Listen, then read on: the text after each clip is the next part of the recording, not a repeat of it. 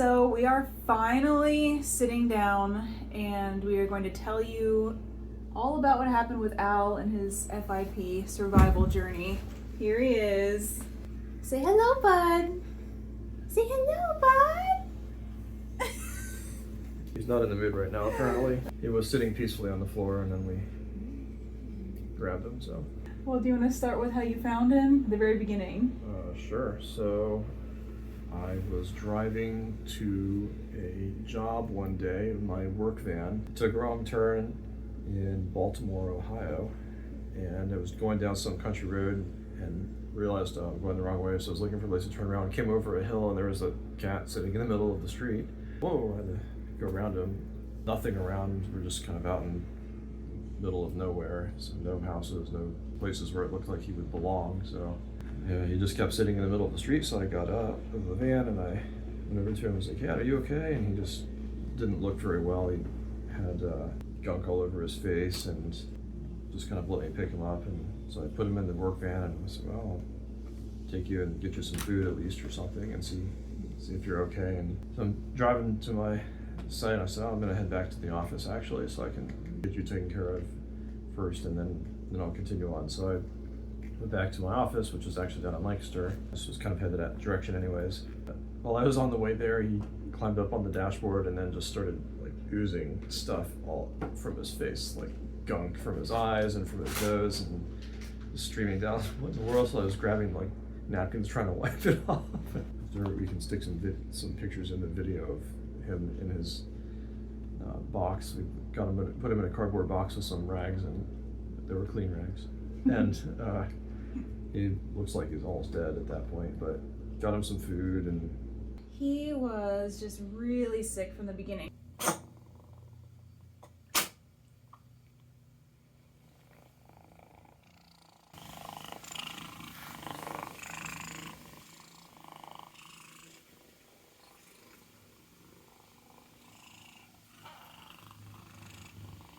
He had not been diagnosed at that point. It was November 21st. 21st? Yeah.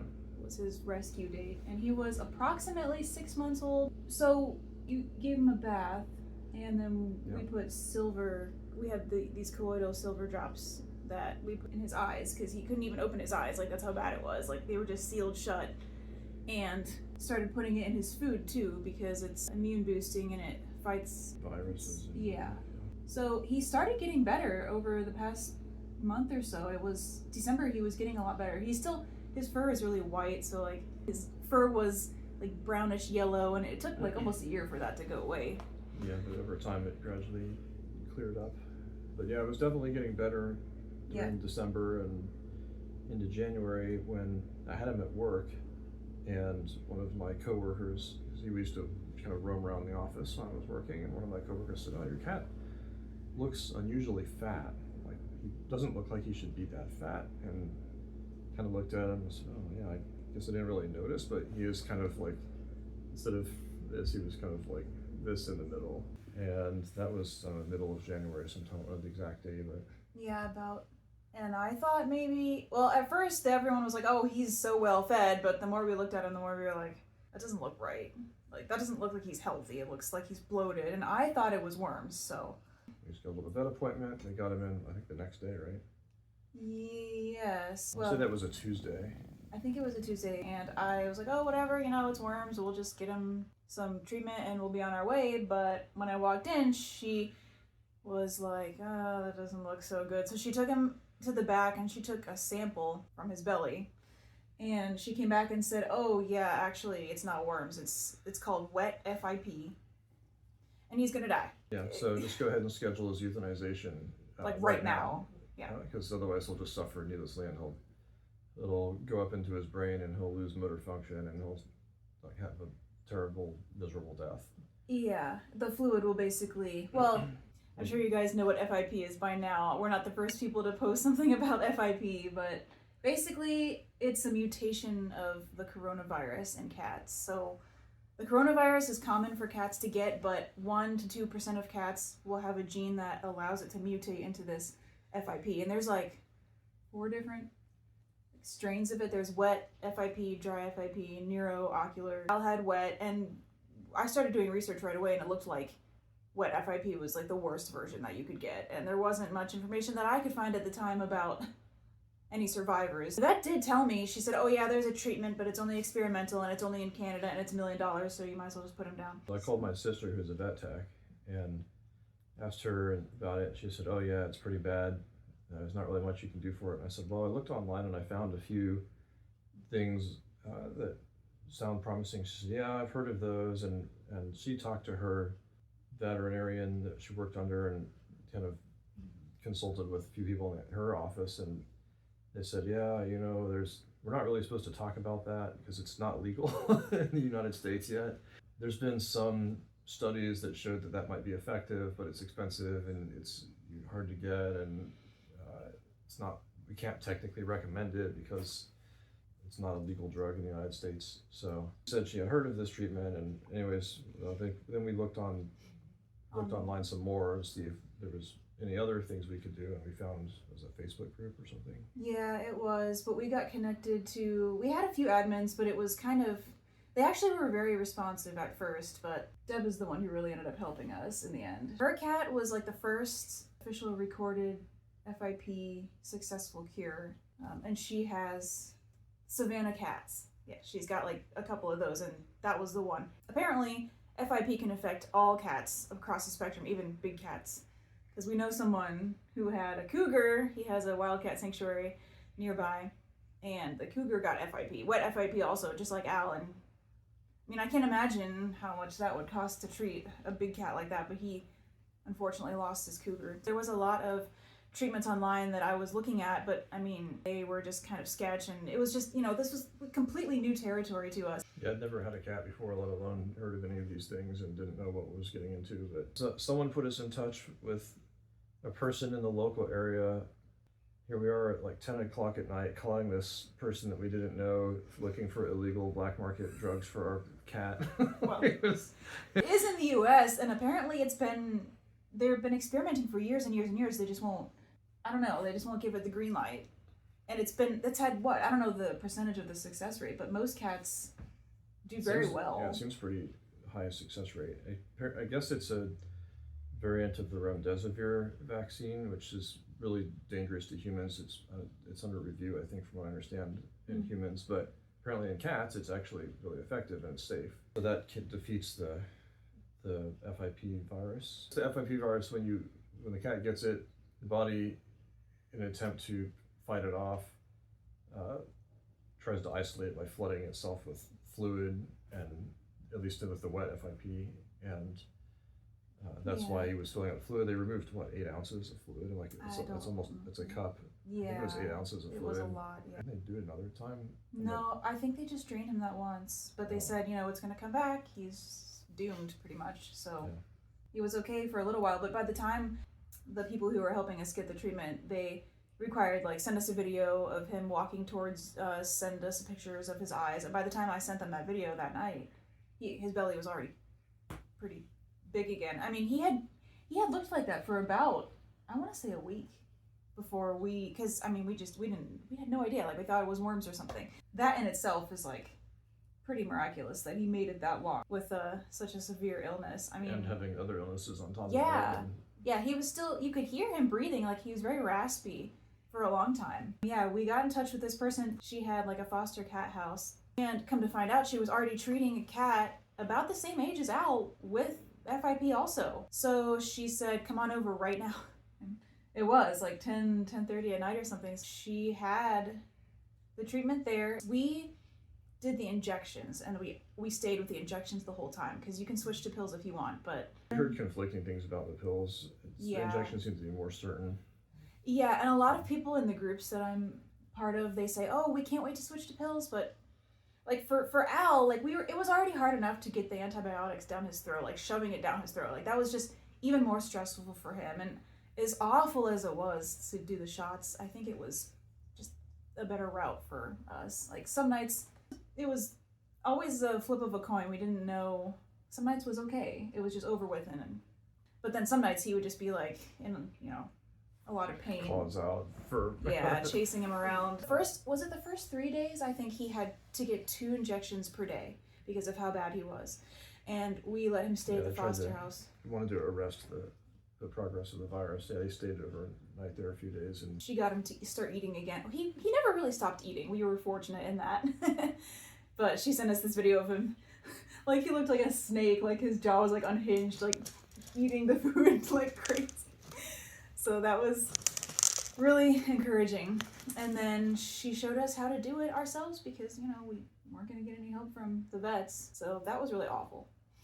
But it was, it's 84 days that you have to do it once a day. After the 3-day of him getting it twice, we did once a day. And they say, you know, always give it at the same time every day. So we were doing it in the evenings. And he started to know it was coming and he would run at night. Yeah. We got him every night. Yeah.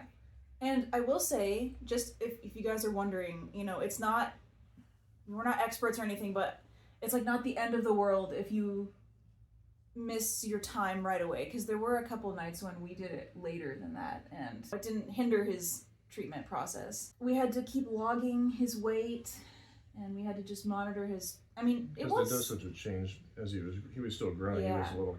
Yeah, because he was like 7 and 8 months when he got diagnosed. Yeah, he was still growing, so as his weight increased and he got healthier as well, then they increased the dosage over time. Kind of a weak meow, I think, because of his illness, but his purr is quite aggressive.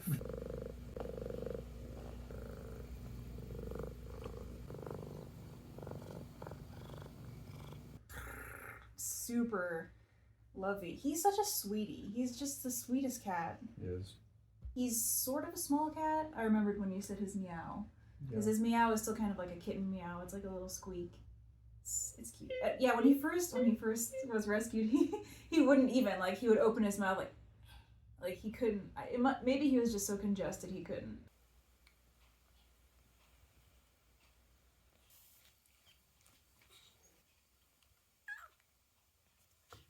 They say that FIP stunts growth. So as far as we know, Al's a full-grown cat at this point. But he's coming up on 3 years old. May would have been. It'll be his birthday. Yeah. We don't know exactly when, but. Yeah, all the cats they're all strays, so we don't know what when their birthdays are. We just have their anniversary rescue date. They aren't sure if it's the disease itself or the treatment that stunts growth, but that is a common thing. So if you guys notice that with your cats, that's just probably 70 to 80% the size, maybe 80% the size of a regular cat. I mean, Pipe's the second one that was rescued. He's definitely bigger than Al is. Younger, but you can tell, like, even looking at his head, he's a lot bigger. So that's just something else to keep in mind. You know, if your cat gets diagnosed, might not become might be a little stunted growth, but that's, I mean, you know, Al's doing fine. I don't think it hindered him in any other way that we're aware of, so. I don't think so. Yeah. Looks good. He's buff. He's strong. He looks really healthy, and he's also very soft. Very soft. Very soft. Hey guys, real quick, we forgot to mention this when we were recording, but I just wanted to say that there are a handful of different side effects that you might see with your cat. This is one of the things that happened to Al. He got like this jelly pocket thing on his shoulder blade area. So we don't know. I mean, this may have been a side effect of the FIP, or maybe it was just user error with, maybe we did the injections wrong. I don't know. It went away after a few days, but we were concerned, you know, because we didn't know what it was. Also, in addition to his enlarged belly, he was just sleeping all the time. Like, he would get up and eat a little bit and then go back to sleep.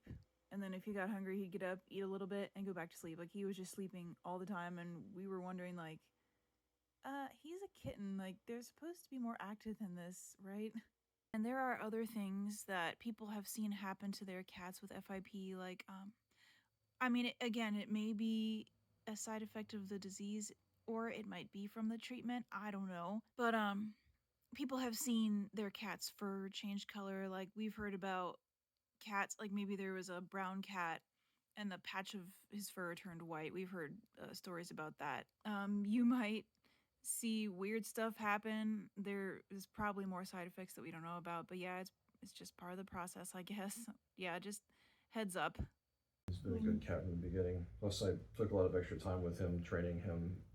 He was potty trained to go outside, so he wouldn't use the litter box for Yeah, we should whole time of talk his about that. treatment. Yeah, when he first came back after you rescued him, he was like almost afraid of the litter box. He wouldn't go near it. Yeah, and this was from the beginning. I mean, he had that severe upper respiratory infection. And they say that, if cats don't use the litter box, that's first sign is check and see if they're sick, because for some reason they won't use it. And that was definitely the case for him. He was go on the floor. That's part of the reason I took him to work with me, so that I could take him outside into the grassy area and he could go out there. Yeah, he was like a dog. He just went outside. I would snap my fingers and he would come and we would go outside, and whenever he learned whenever he needs to go, he would run over to the door and I'd let him out and he'd go do his thing and come back in. It's kind of weird because he did that even though he was sick, but yeah. We tried everything. We tried putting dirt and leaves in the litter box, trying to positive association with like the treats, and try to put him in, and he would just be like this, like, no, don't set me in it. That was rough. And I know that's the classic question everyone has, like, oh, my cat's not using the litter box, or my cat stopped using the litter box, what do we do? And I wish that we had an answer, because we tried different litter boxes and litter types, like the pine stuff, and it did not matter. Well, he did when he was at the foster cat place getting treatments, because he went there initially, but he also spent some time there during the middle of his treatments. Because he got so sick again. She was watching him. She got him to use litter box. It had like a natural, it's like compressed wood. It was like, yeah, with like the little pellets. I'll show you guys. He would use that. He did use that, so right away got it. And then he never used it. Because we thought, it's something familiar that he would use. Finding like this plastic stuff in the basement, like old wrappers and stuff that he would go on. So picked all of those up off the floor to encourage him to actually use the litter box. I remember one day just looking over at the litter box. I don't think he was done with his treatment yet, but he was at least 3/4 of the way done with it. And the litter box was full. It was just full, like he had been using it. Like, when did that start? But from then on, he's been fine. Just ever since then, it's just... So, I guess they really, really don't know what to say, like tips and tricks, but make sure you have enough litter boxes. I think he had 2. And just try to, if they're going on something, just try and, remove it from their vicinity, so they won't... Try to just force them to use it. And he picked a place that he liked to go behind my fireplace. I have a wood burning stove, and he would go behind there on the tiles. So I was putting cardboard down and stuff, and he would go around the cardboard and just go on the tile. So I was checking back there to make sure he wasn't going on the tile. And you put the litter box back there. Yeah, I to did put the litter encourage box back there, and he would just go next to it. And speaking, before we go on, let's say maybe some of you watching this or have donated, because one of the ways that we were able to afford the treatment was that lady who fosters the cats has a network of people who she keeps in touch with who help support her rescue, and she reached out to them and they've donated like $2,000. Yeah, it was to help with the treatments, which got us through the first third of it, I think. Okay. Which was significant. Yeah. And then after that, it was clear that he was getting better and gonna make it. So, we were able to come up with the money and make it happen the rest of the way. But thank you so much to those of you. He's algebraist, alive and kicking and doing really well, and he's flourishing. So it wouldn't have been possible without you guys. Yeah, thank you so much. Yeah, from a little kitten sitting in the middle of the road looking for help, I think, to a playful adult cat who's indoor outdoor cat. He's indoor he plays, outdoor he hunts, and runs around. So thank you to her for explaining everything to us and giving us hope and helping Algebra survive, and organizing all the fundraiser. And all the support and everything that you did for us. So she's a great person. And she gave us a warming cat bed, because apparently Al was kicking out the other cats at the foster house because he liked it so much. Yeah, and also we should say that we were giving him the silver throughout the entire duration of his treatment. We were still putting it in his food, just a few drops. every day, every other day. This was a brand that we bought. It's called Sovereign Silver. Oh. It's not something we made ourselves, and there's Yeah. some danger in making it yourself. Just FYI, some people do and they're fine, but some people make it and then they turn blue. This is not one of those situations where we're experimenting making silver drops. I'll insert a picture just in case if it's too blurry for you. But immune support, and Bill already had some because we take this too. Like, it's for anyone can take it, but we figured, Al couldn't see out of his eyes and he was so sick. Towards the end of his treatment, his cold started flaring up again, like really bad. Like his raspy breathing, and we were just freaking out because he was so sick the whole time. Like he had a lot of ups and downs, and it was very touch and go, like for a while. He made it to the end.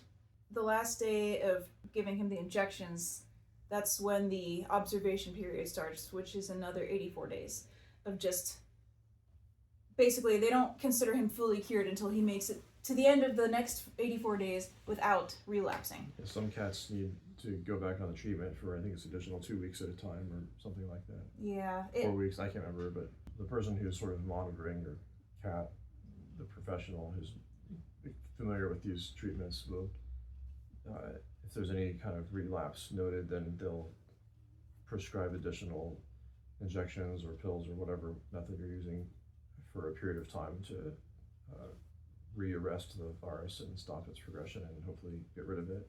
Alge did not have that. He was able to go through the next 84 days and be declared as cured. Yeah, and he never relapsed as far as we knew. He has been fine. So this was in November of 2022. That's when he was rescued. And he was diagnosed January 2023. Yep. So it's been more than 2 years, more than 2 years, not 3 years. He's pretty healthy too. We try to really watch what we feed him. We try to make sure we avoid seed oils and a lot of like rice and grain, like wheat filler stuff. A lot of most animal food that you get at the store is highly processed, just like all the junk food that humans get. Even the healthy junk food, it's not actually that healthy. And if you look at the back of the can, it'll tell you all the stuff that's in it. And so our cats are a little bit spoiled because they get a little bit of cat food. We try to find the ones that have the least amount of bad stuff, but we also give them, they've had everything from tuna oysters. Fish to, oysters, salmon, steak, they've had steak, chicken, No, liver. They don't get that every day. Liver is good. Liver for Al, and thankfully Al really likes it. Yeah. They get a combination of different kinds of food, and there's one that Kroger's makes. It's called Abound. It's pretty good, at least as far as we can tell. Yeah.